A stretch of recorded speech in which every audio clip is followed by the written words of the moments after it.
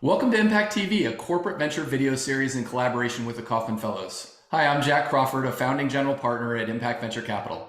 Alongside my colleague from Impact, Pat Bumpus, and my Kaufman Fellow co-chair, Alessandro Santo, we're thrilled to welcome to the show Will Decker from Plug and Play. Hi, Will. How are you doing today? Hey, Jack. No, it's so great to be here. Thanks for having me on. Hey, listen, I don't know if it's a theme, but our last couple of guests have been outdoorsmen. I'm a bit of an endurance athlete, so I like to get outside and get workouts in just to clear my brain. Tell us a little bit about just to kick things off here. Tell us a little bit about you and your outdoor activities and anything you do that sort of challenges yourself in the outdoor arena. So there's this group of fastest known time, right? Speed records in the outdoors. I would probably go after the slowest known time. So for me, what the outdoors does is it's a refresh and it brings a lot of joy. It's character development, and then it adds a whole lot of sort of anecdotes and analogies that you can draw from in regular life. So I was my last trip was 8 days out in the Sierra. I was outside Mammoth at Thousand Island Lake. And with my dad, we're standing there at the lake shore at Thousand Island Lake in the morning and watching the sun broke against the face of this scene, but it hit different. It just seemed different being there in the moment. All that thing that I could do that day was just be, hiking and enjoying, eat some food, go to sleep. All the simplicity was fantastic. Now, what's a fun connection to work is that I'm here in Silicon Valley. I grew up here, and people travel all over the world to come. And a lot of them want to enjoy the outdoors, which, by the way, the outdoors, the total addressable market, it's everybody, right? So they all kind of want to come and they'd ask me, and I have a list of, easy, medium hikes, ways to get outside. And so my pandemic personal project was to put together a blog with that list and a lot more info. So if you, shameless plug, but if you want more info about my favorite hikes, go to Spirit Bleach. And that's been a really great relationship builder for all these entrepreneurs and corporates that come in. We always go outside and enjoy some fresh air in California. Oh, that sounds great. That sounds great. No one, I can't get anybody to join me for these long bike rides and endurance runs that I do. I guess it's more like meditation with pain, I guess, for me out there, and I can't get anybody to come along. But let's talk a little bit about your background. I mean, you spent some time at Yahoo. You were at Wells Fargo for a little bit, EY for a little bit. You've been with some companies. Tell us a little bit about your background and how that rolled into your current position at Plug and Play. So I was the first in my family to graduate college. I went to Berkeley undergrad, studied math. And when I came out, I quickly ended up at Wells Fargo doing data analytics during the financial crisis in home equity. And it was wild because we had an in-house economist, and every day would be something different. And in all of our models, you'd never seen these scenarios play out. Things like churn. Churn would be zero. We'd never had any analytics scenario where churn was zero. People were locked in. They had one home equity or mortgage product. There was no other option. They were going nowhere. So it for me, when I played that out in the future later on in my career, and I'm advising boards or CEOs and talking about, it's that disruption, it's that scenario planning, the future thought of like what was possible. No one thought that was possible, and it happened. At Yahoo, I was doing mobile product and partnerships when Jerry was back as CEO and he refused the Microsoft offer. But the iPhone dropped, right? The first iPhone came out. Now, Yahoo had the largest mobile audience globally. And it was wild, again, how quickly that just grew into something, right? It went from conversations of education, right? So what's mobile? What's mobile advertisement? For me, I had so many conversations say mobile ads are not driving around in a car or a van with a billboard, right? You can get the internet on your phone. And then it went into other conversations where people said, okay, well, it's only going to be 1 or 2% in the US of total time spent on the internet, right? It's a small thing. It'll stay small. Whatever happened in Korea, they were very advanced at the time. That's not going to happen in the US. And you just got to be inside and experience that hyper growth cycle, like firsthand. So it was just wild seeing that go. So about 6.5 years ago, I landed up at Plug and Play. And so it's interesting space on its own, the merger between venture capital and the corporate world. But what I thought was great was that it had those both audiences, had the large scale companies and the enterprises with phenomenal domain expertise and resources, with the startup community, which was getting stuff done and getting things done quickly. So every day I get to wake up and help entrepreneurs on their journey, and it's been really, really fun. So that was sort of the path. You know, lots of little things that got very big very quickly, and yeah, and looking for the next big thing, maybe the next big mobile thing, probably Gen AI. We'll see. Yeah, I remember sort of the mobile internet, and I'm just sort of like intersecting that with the trend today that I think is fascinating. Is there's all these second screen applications where people are using their phone for sort of, you know, one application. Simple example is fantasy football statistics, but then watching another screen, and the way in which those two screens are starting to embed, you know, the mobile and the digital screen, I think is going to be something interesting to watch. Let's talk a little bit about plug and play as, you know, a pioneer in the accelerator and incubator space. I mean, you know, world-class operation and infrastructure, and maybe most interestingly to me, this incredible corporate network that you've built out. Can you talk a little bit about the industry sector focus of the corporate partners and how you sort of, you know, try and provide maybe some guidance to the startups that you collaborate with based on what you learn from the corporate partners? It started within retail. So I run a retail corporate program at Plug and Play. It was the very first one of its kind. And the idea was you get the corporates that were in the industry to all together come and sponsor a program. And at the beginning, the focus was investment. So a lot of times you had someone in R&D or corporate venture capital, maybe they're just investing off balance sheets sitting in Silicon Valley, and they're just looking for deal flow. So it was this idea of, well, okay, maybe as a group we can attract a better quality deal flow of startups within the Plug and Play network. And it evolved over time. So today we have at Plug and Play 20 different industries. Retail's still one of our biggest. Media, entertainment, advertising, I helped launch that. I run that as well. Then supply chain, health and wellness. And so within these programs, what happens today, it's a little different. So today these corporates come together, you know, they'll be coming together around January next year, and as a group decide on some themes. But these themes aren't necessarily investment theses like we would think of it as investors. They're more tied to their business. So what are their strategic KPIs? What are their goals for growth? What are some common friction points that they're facing in the industry? Things that they think they could maybe accelerate by doing a partnership, the buy versus build, right? There's probably software companies and startups that are much more nimble and more fast that could implement and help them leapfrog. So they'll agree on a set of themes, and what Plug and Play will do is we will then recruit startups. And what's great about this is the startups we recruit are stage agnostic. They're really there to be relevant to those themes, mainly to do pilots, proof of concepts, and commercial deals. So for the startups, it's great, right? It's revenue opportunities. They want to build, right? And they want to sell. So this is the sell component for the startups. And that's where that connection and the magic happens, and it takes off. So for 3 months, the focus is on doing pilots and proof of concepts on those key themes. And then we have a graduation event. Those are all based on industry, and corporates are then footing the bill, right? They're paying into that so that Plug and Play can run those types of programs. And what's fantastic about this, you and I talked a little bit, is the insights generated are incredible, right? Talk about early stage investing. There's a lot of traction and a lot of insight that comes out of the program that then will lead to investment opportunities for Plug and Play and for the group, but it is detached. And that's something that's changed over time. In the very beginning, probably when you first met folks here at Plug and Play, like our founder, we had a more traditional model, right? This was sort of called startup camp. This was, hey, you're out of undergrad, or maybe you dropped out, stay in school, right? But then you take $25K for some amount of equity and you build a company. A lot of accelerator incubator models like that. So we pivoted. The startups that join these programs, they don't have to take our money, right? They're really just there because they're relevant to the themes for the corporations.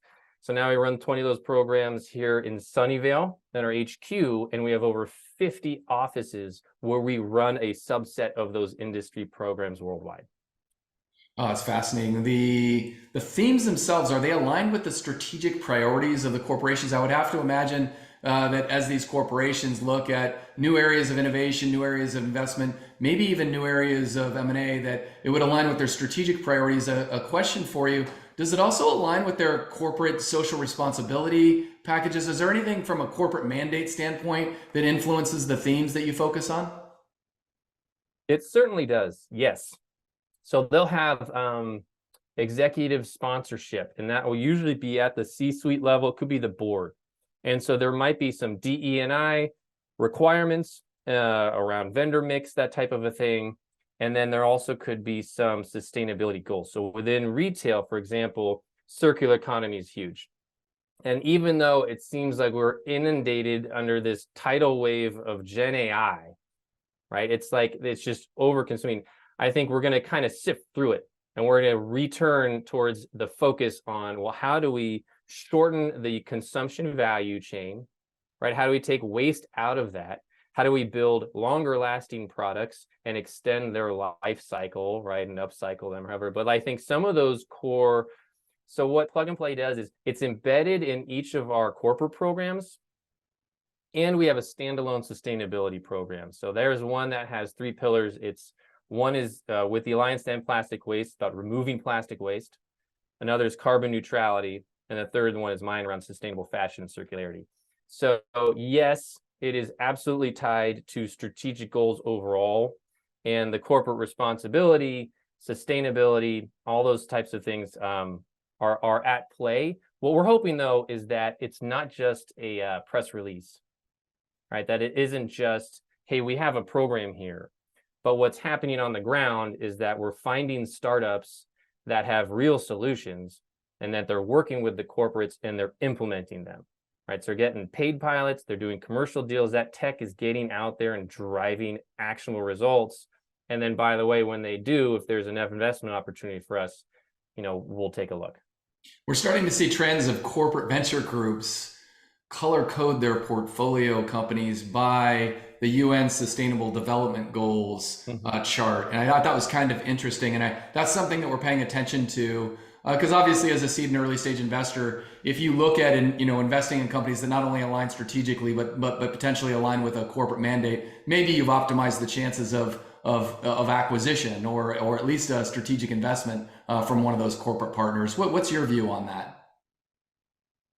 I would agree. I think so. What you're leading down to is also a conversation around, like, think of it from the startup's perspective, right? So if you're an entrepreneur and you're very passionate about one of those SDGs, you think you can bite off a piece of that. There's like Mango Materials locally, people who like to look at alternative, sustainable, regenerative materials that can go into fabrics. Those types of companies are great. They start out, they align the goals.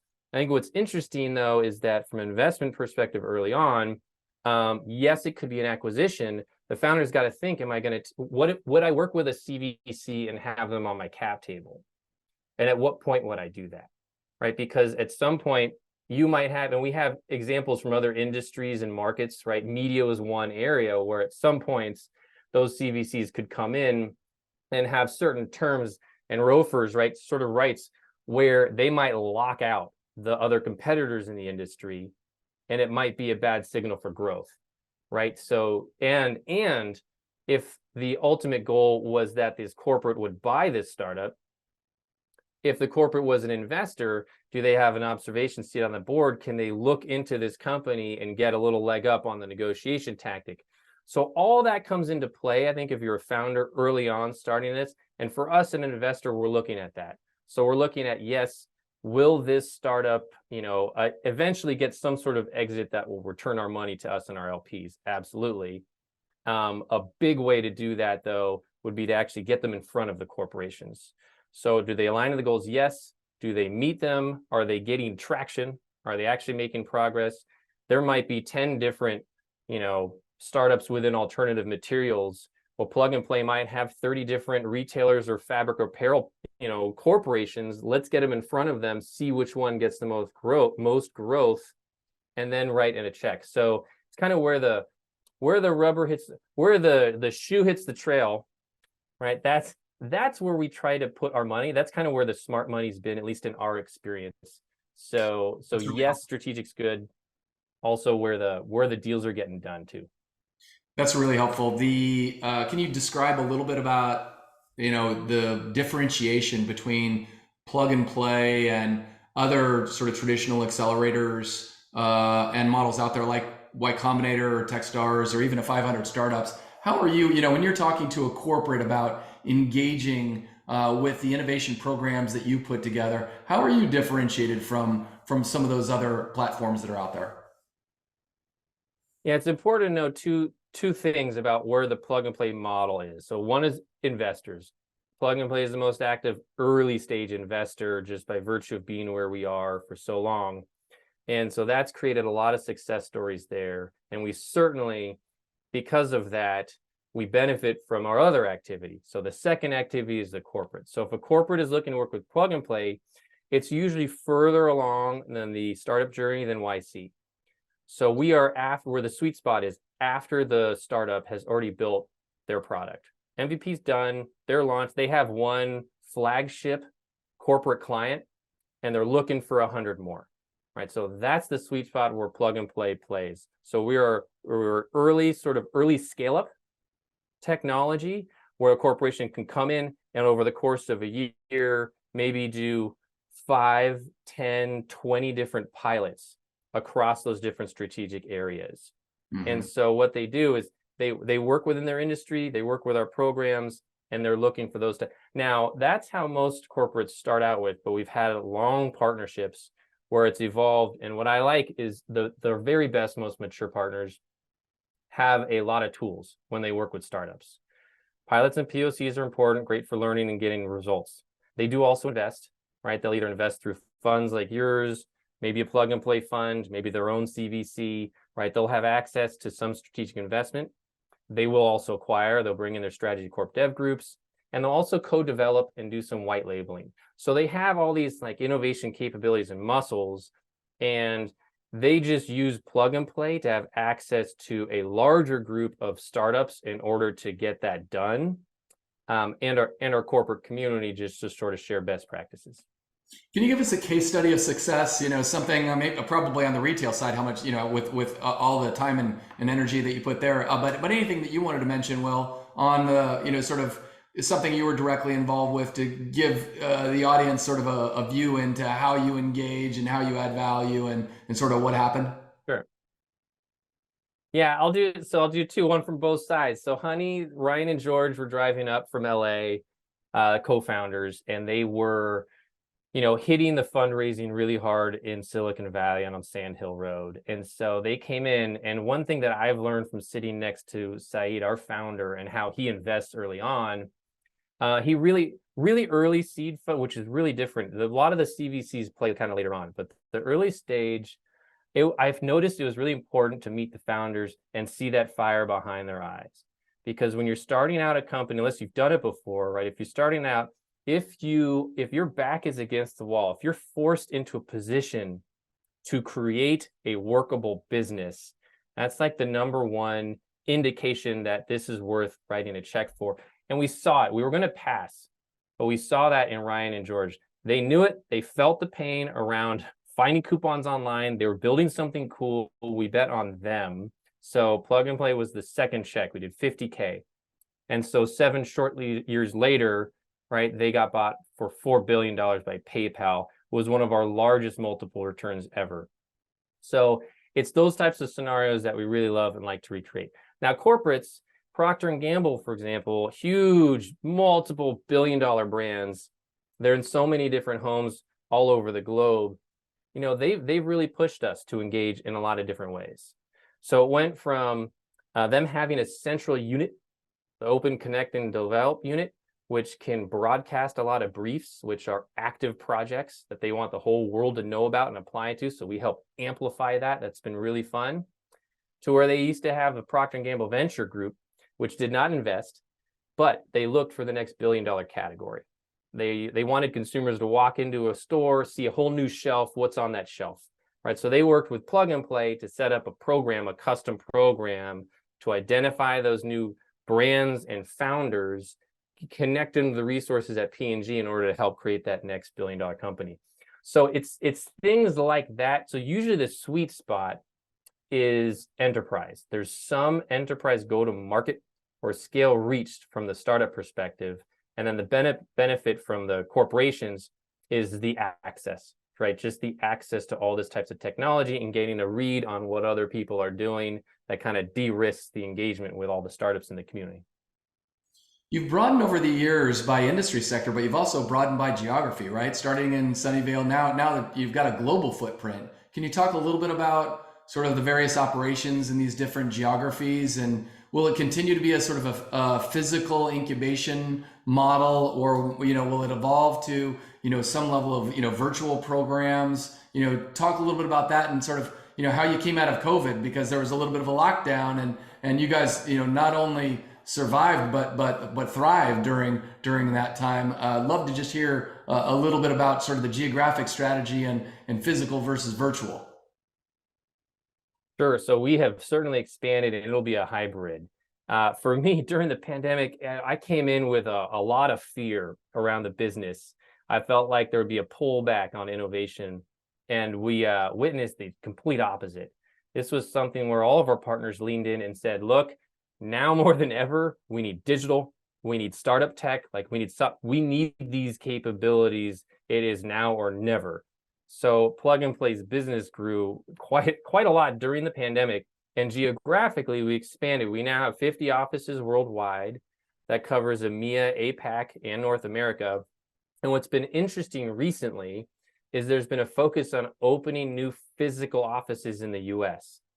So there's been a push between private and public, where different cities want to establish a hub for a new center of innovation. This could be for advanced manufacturing, could be for semiconductor development, could be for outdoor recreation, who knows? But they really want to bring in jobs, they want to bring in startups, and they want to land. And when Plug and Play comes in, it's usually around a corporate community that's already there that can be that glue and that attraction for those groups. And so the programs definitely now are more physical. We're actually having physical spaces open up, and we're expanding these different physical spaces. Now the operations are hybrid. So usually we have like book-ended physical in-person events. That event next week, our winter summit, that'll be in person, 3,000 to 4,000. But a lot of the activity is now hybrid. The corporates have been loving coming back in person, seeing each other, having that serendipitous contact, kind of learning in person. And the startups are still all over. Even here in the Bay Area, right? They'd rather go to Reno or Truckee, where they can get on their bike and ride forever, or hike the Tahoe Rim Trail right there and still get to work. They don't want to go take the meeting necessarily, but they're slowly starting to come and make the trip back, particularly for these big events.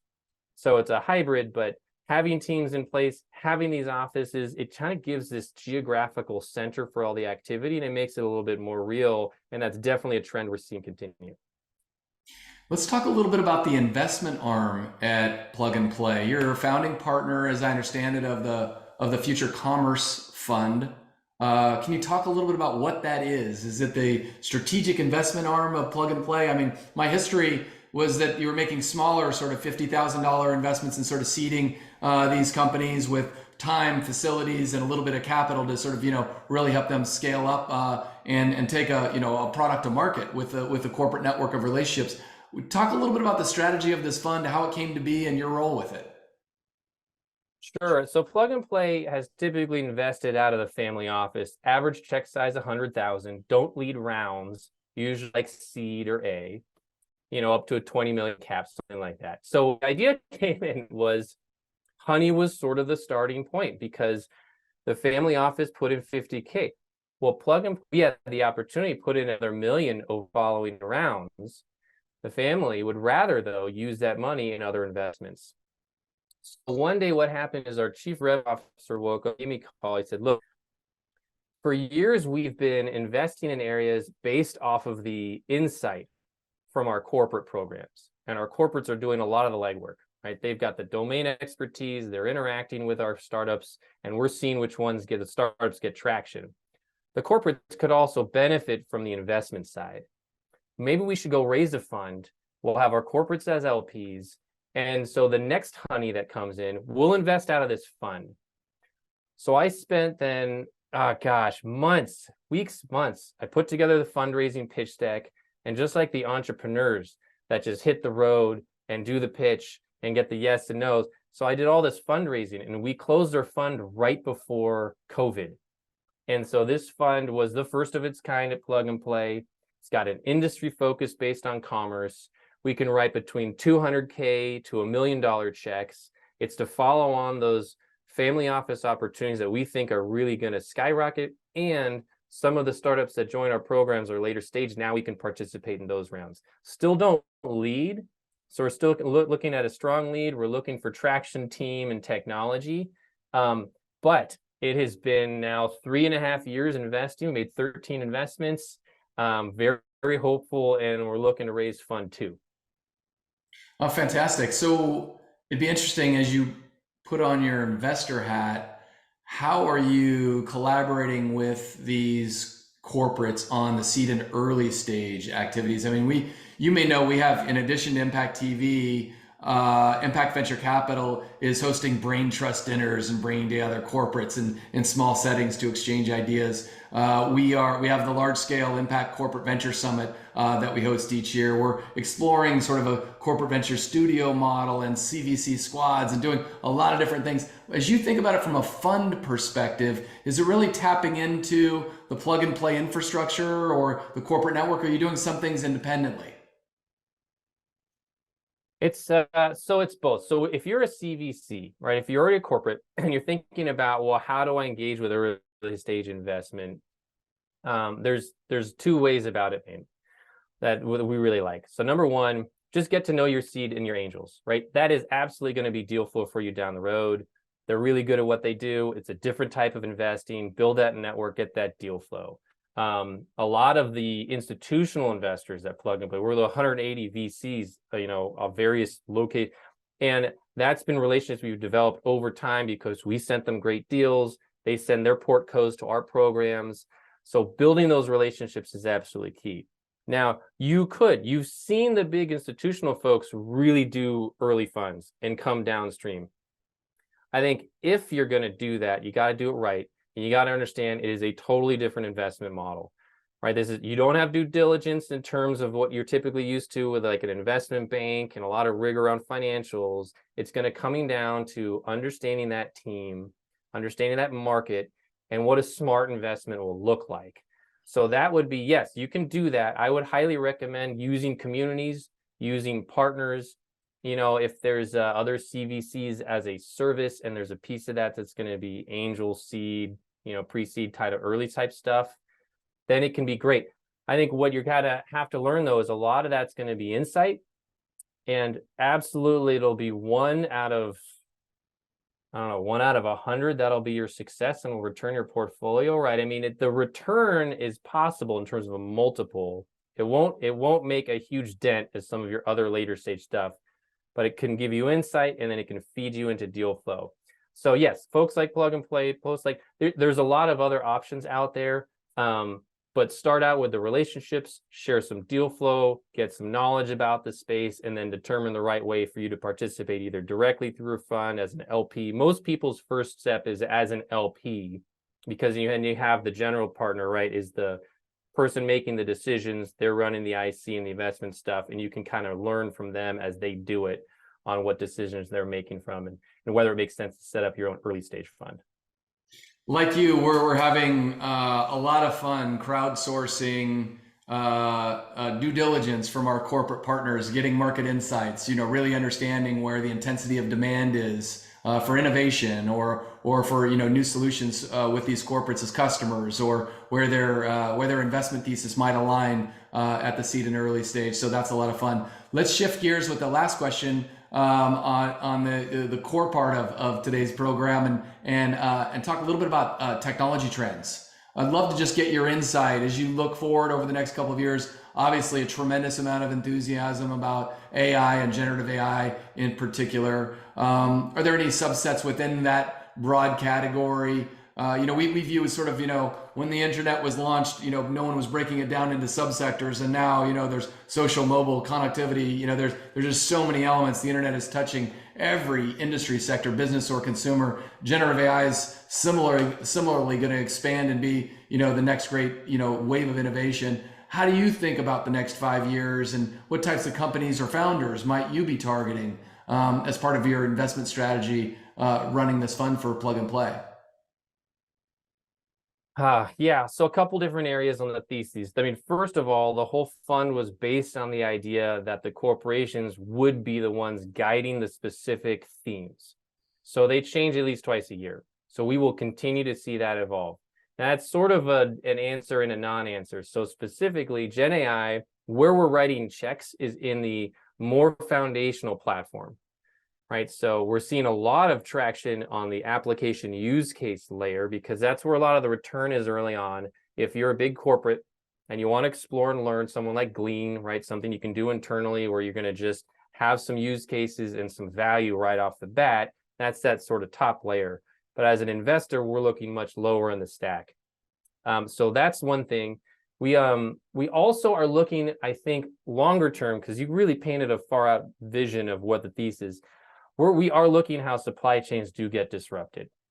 So things like circular models, things like consumption happening much closer where our manufacturing is, onshoring, nearshoring things. So I think we are looking at cities and mobility, the future of how that works. I think those are really interesting topics. So we love investing in infrastructure and enabling technology in those areas. And then lastly, I mentioned our growth geographically in offices in the US and how it's been a mix of public and private. That focus on advanced manufacturing and semiconductor, that's been really big, and that in our investment will be an integral part of that. So as you get startups in those spaces in the US, I think that's really interesting to us. Now for AI specifically, the lower layer stuff, and for me, it is early. There's no real killer app yet. Not like it was with maps. I mean, you could argue that GPT, like that piece was where the big aha moment. But I'm not sure that it's really played out. And what I'd like to see is that while we'll go through a series of automation, I would really like to see that the AI just enhances our existing experiences. So it enriches, it enhances, it connects us back to the types of goals that we're very intentional about. But I don't know if that's where it'll go or not. We are very much a wait and see where the enterprise dollars go. So that gives you a bit of lay of land. Very helpful. Yeah, a couple of quick rapid fire Q&A sessions to wrap up today. Well, we always like to get some insight when we see high performing professionals. We like to learn a little bit about sort of what they do to sort of stay at the top of their game.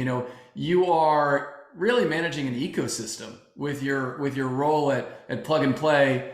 Is there anything in particular you do to sort of enhance your professional development as you sort of strive for professional excellence?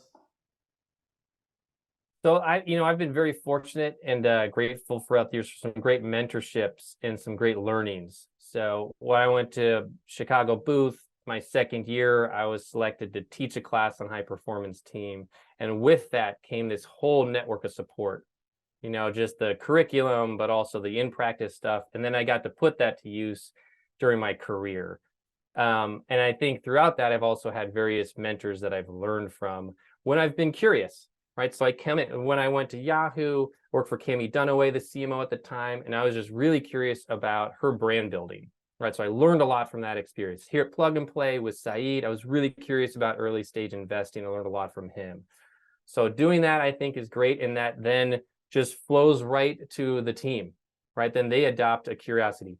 I think one other tool I did specifically around development was refining my observations on what does make a high-performing team and the culture of a particular company. And so here at Plug and Play, one of the things I've done was really try to articulate the culture and the do's and don'ts of who we are and how we make decisions, and then come back to it and revise that as a team. So things like being humble, but being confident, right? We're a company here who's gone through tremendous growth. We're in the right place at the right time. and we really like our story and talking about it. So how do you kind of encapsulate that and then share that and give other people confidence, then go out and do their own thing? Well, on behalf of the team at Impact Venture Capital and the Kauffman Fellows, thanks again, Will, for spending some time with us today.